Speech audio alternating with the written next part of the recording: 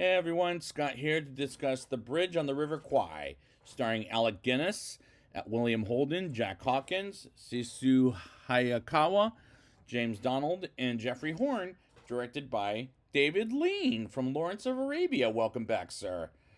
Now, I have seen this once, maybe twice in my life, and this will be another couple of viewings for this show. So I'm not too. Well, I mean, I've heard it's really good, and it won Best Picture in the year 1957, 8, whatever year that was. So let's see if this is worth it. Let's get into the movie. The movie begins in the middle of World War II, and the year is 1943. And two prisoners of war are buying a corpse in the graveyard of a Japanese POW camp in southern Burma, which is a real war zone in real life. And if you've seen Rambo 4, you know why. One, American Navy Commander Shears, played by William Holden, is revealed to routinely bribe guards to ensure he is put on the sick list, which allows him to avoid hard labor. And the acting is absolutely tremendous in this movie, as there was an Oscar winner for this movie and the nominee, whom I'll get to at some point in the show. A large contingent, yeah, something like that, of British prisoners under the leadership of Colonel Nicholson, played by Oscar winner for this role, Alec Guinness. Let's move on. Arriving as he's the best performer in the movie, in my opinion, defiantly whistling the Colonel Bogey march, as the main march, in which is so iconic for any action movie that The Expendables 3 used that song in the trailer. Well, teaser trailer, I'll say it best. And the score is magnificent. Because they were ordered by their superiors to surrender, Nicholson states that they should be obedient and cooperative prisoners, as the cinematography is great, as it's set in Sri Lanka, as it looks great. And fun fact, Sri Lanka is in a country in South Asia. The Japanese camp commander, Colonel Sato, played by Oscar nominee for this role, Sisu Hayakawa, addresses them, informing them of his rules. And it's a shame he didn't get the Oscar for this performance, as he was very well acted throughout the movie. Sato insists that all prisoners, regardless of rank, will work on the construction of a bridge over the Kwai River as part of a railroad that will link Alabama, which is the plot of this movie. And the writing is very well done, as one of the screenwriters, the book, his name is Pierre Bolle. I don't know if I'm saying that name right. Who I'm a big fan of, because he wrote the book to my second favorite movie of all time, Planet of the Apes. And I mean the 1968 movie, not the god-awful Tim Burton film. And I never read that book either, as well as this book. And I might want to after the viewing of this movie, as well as the last Planet of the Apes movie that came out pretty recently. The next morning, when Sato orders everyone, including officers, to work, Nicholson commands his officers to stand fast, and he points out that Geneva Conventions state that captured officers are exempt for manual labor, while Sato is infuriated and backhands Nicholson in the face, but the latter refuses to back down even after Sato has a machine gun set up threatening to shoot all the officers, as Sato is dissuaded from shooting a Major Clipton, played by James Donald, a British medical officer prisoner, signing an inquiry and scandals should Sato carry through with the murder of officers. And this is well written, very well acted, and very, very well made movie. As director, David Lean does a fantastic job at making this story his vision, just like in his next film, Lawrence of Arabia, which I have reviewed before. And based on both films, he's a very good director, as he won the Oscar for the directing of this movie, as well as maybe Lawrence of Arabia. I don't remember off the top of my head, but maybe I said it on the show. And he did a great job with it, as well as engaging me in both films. Instead, the Japanese commander leaves Nicholson and his officers standing in the intense heat. As the day wears on, one of them collapses from heat stroke, but Nicholson and the rest are still standing defiantly at attention when the prisoners return from the day's work, and Colonel Nicholson is beaten in Sato's quarters, and the British officers are sent into a punishment cage, and Nicholson in his own box for solitary confinement, which is an intense and brutal scene, but very well shot, too. When Clifton requests to be allowed to check the officers, Sato agrees on the condition that Clifton persuade Nicholson to change his mind.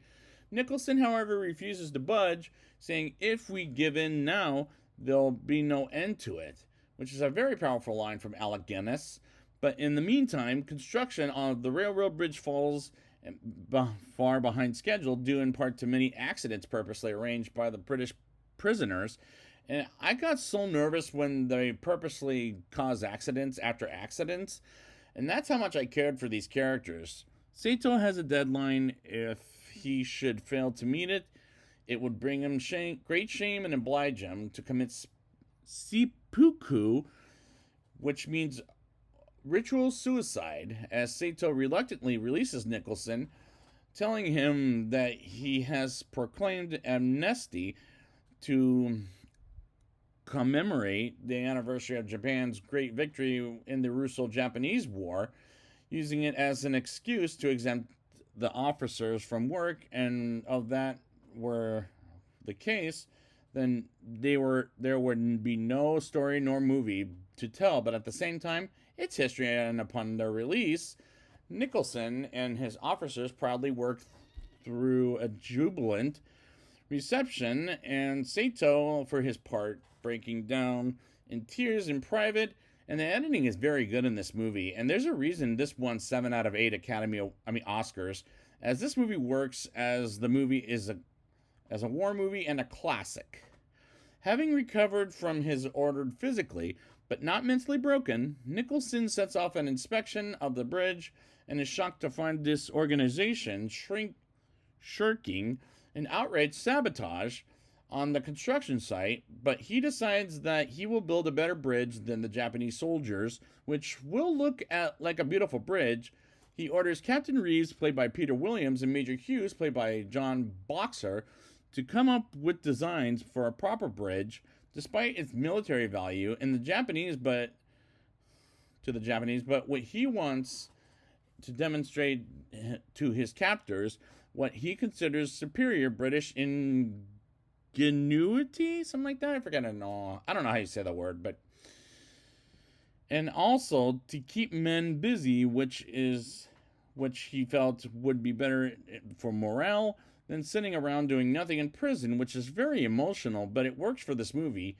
Meanwhile, 3 men, one of them the American Shears, attempt to escape, and 2 are killed. Shears is shot, falls into the river, and is swept downstream, which is realistic to watch.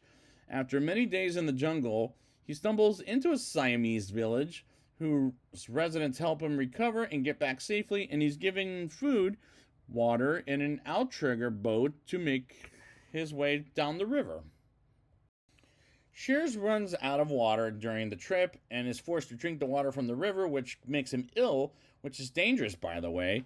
However, he makes it to the mouth of the river and is picked up by British forces and shipped to a British hospital in Colombo, Sri Lanka, or at the time Ceylon, spelled like Ceylon.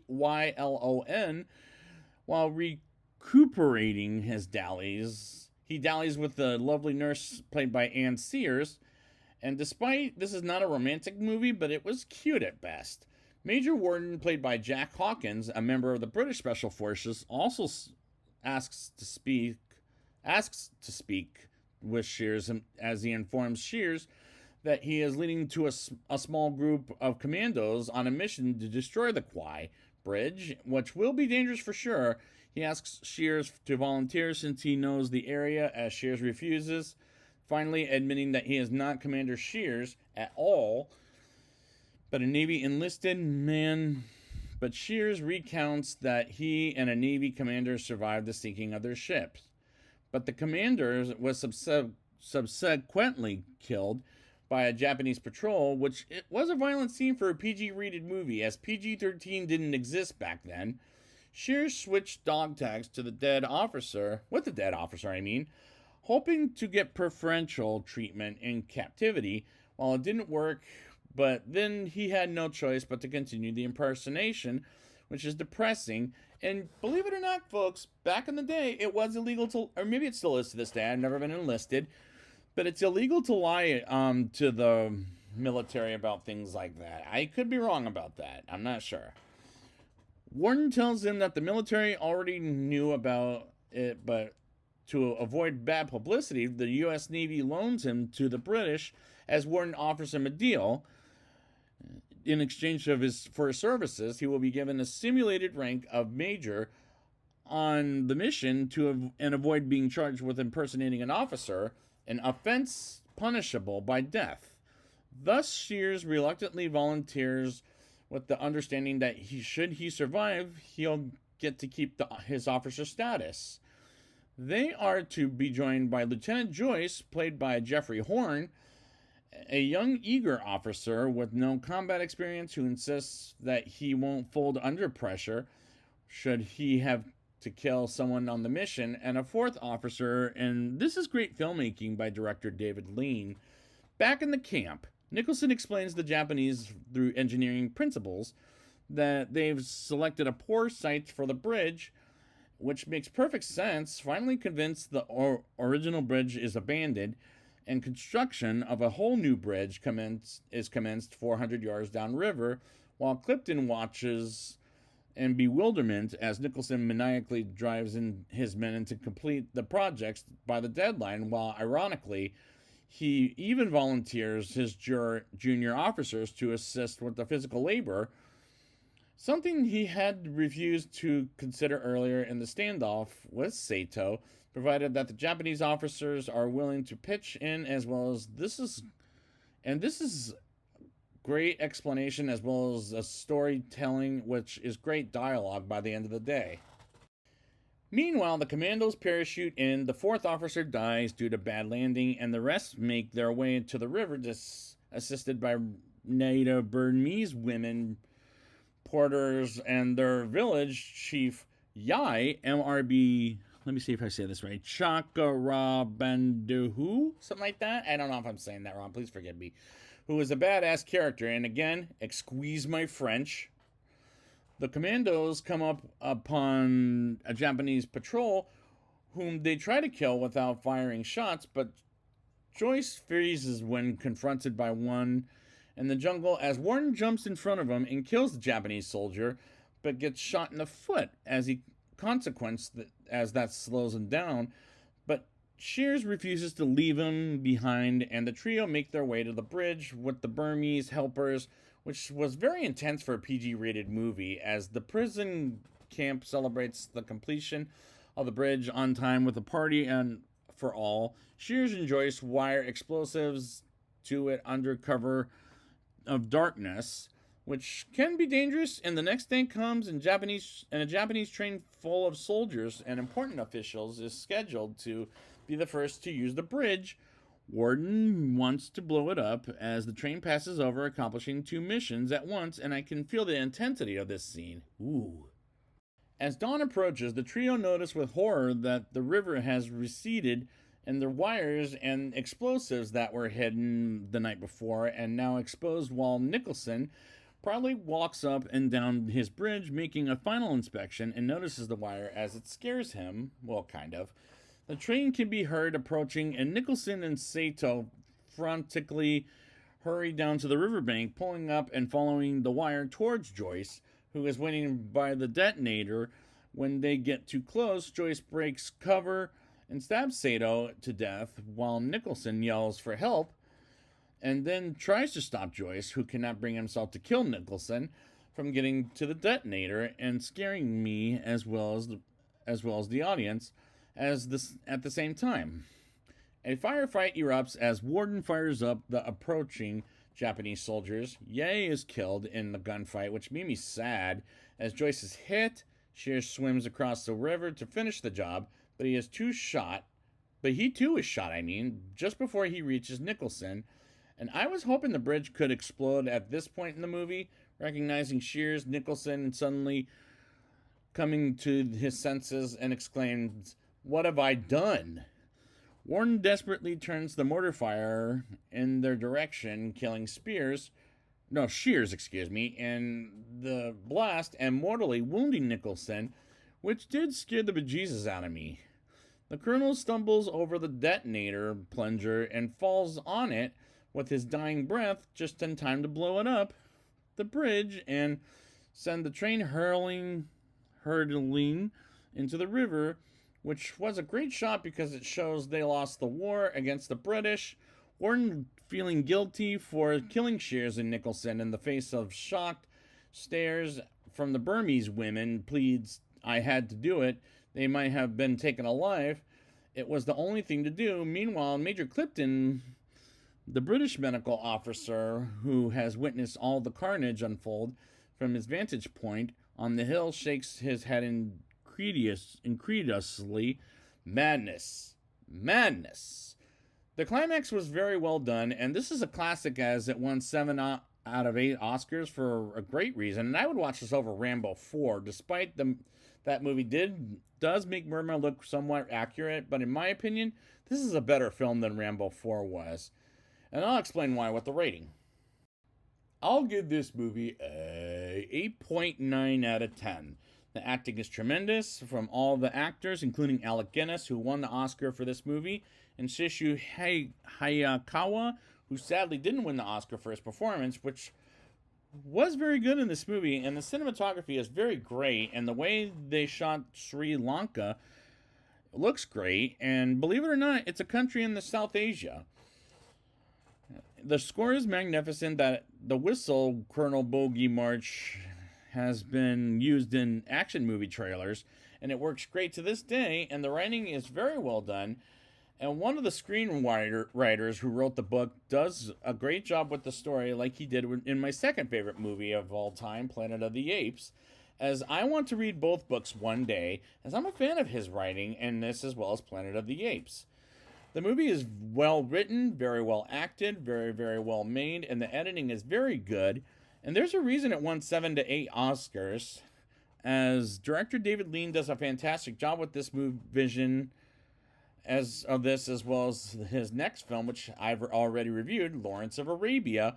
And this is a very solid movie and a very solid recommendation for history reasons. And in my opinion, watch this over Rambo 4. Despite they get some stuff right in that film, this is a much better film than that thing was, in my opinion. So I'd like to thank you guys for joining me, and until then,